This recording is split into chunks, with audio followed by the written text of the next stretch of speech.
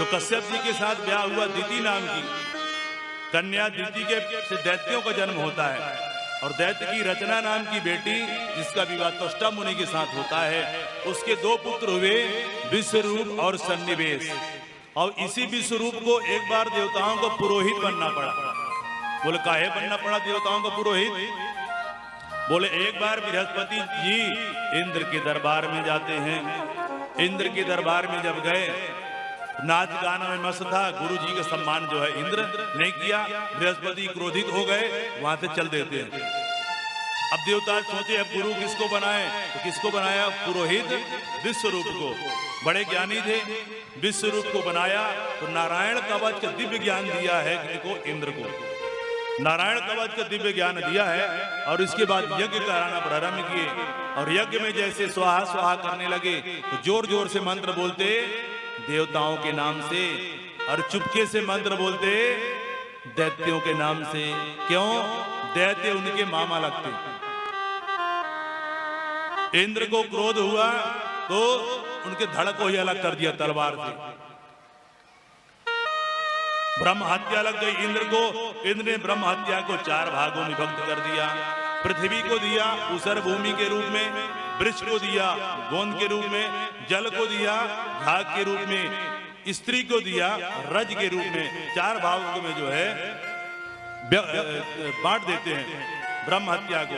इस प्रकार से जो है जब उनके पिताजी त्वष्टा मुनि को पता चलता है कि ऐसा ऐसा किया है, त्वष्टा मुनि यज्ञ प्रारंभ कर देते हैं। उनके पुत्र कौन थे? त्वष्टा मुनि के पुत्र विश्वरूप।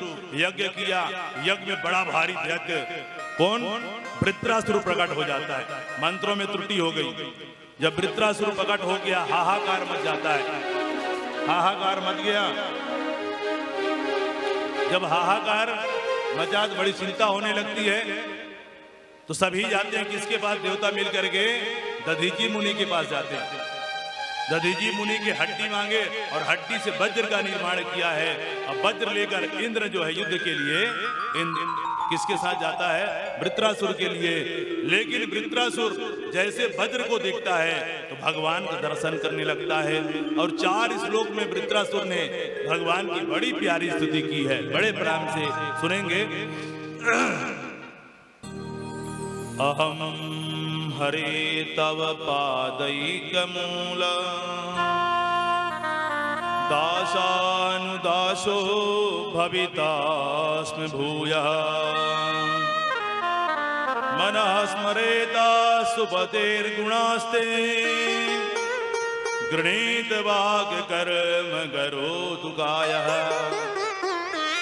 मनाकपृष्ठं न च पारमेष्ठ्यं न सार्वभौमं न रसाधिपत्यं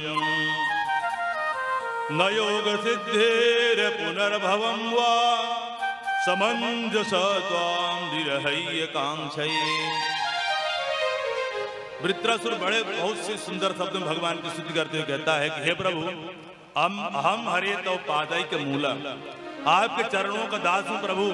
आप यदि मेरे को अपने चरणों का दास नहीं बना सकते तो आपके जो सेवक हैं उनका आप मेरे को दास बना लीजिए।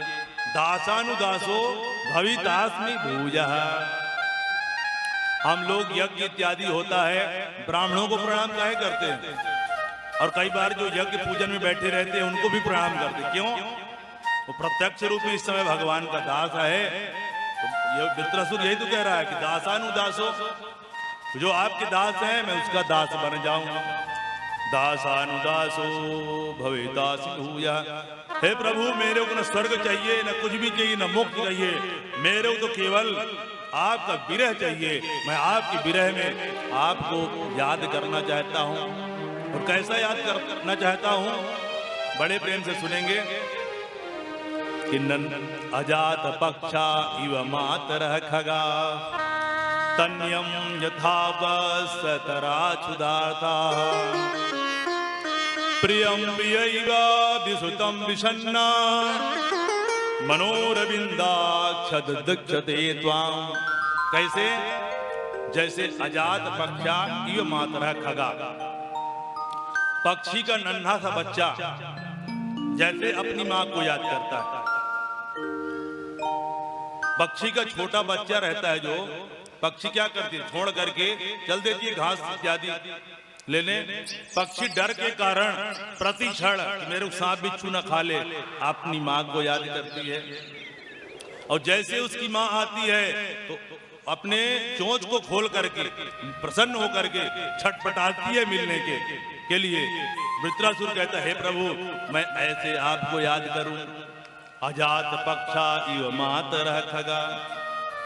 दूसरा उदाहरण दिया, कैसे बोले, ये तो भय के द्वारा, यस्तन्नम यथा वस्ततरा क्षुधार्ताः, जैसे एक गाय का बछड़ा, नन्हा सा बछड़ा अपनी माँ को याद करता है। गाय का बछड़ा कैसे याद करता है? बछड़ा छोटा सा बच्चा जब होता है, माँ चल देती है, बच्चा प्रतिक्षण माँ को याद करता है, और जैसे शाम को माँ आती है तो माँ से मिलने के लिए छटपटाने लगता है।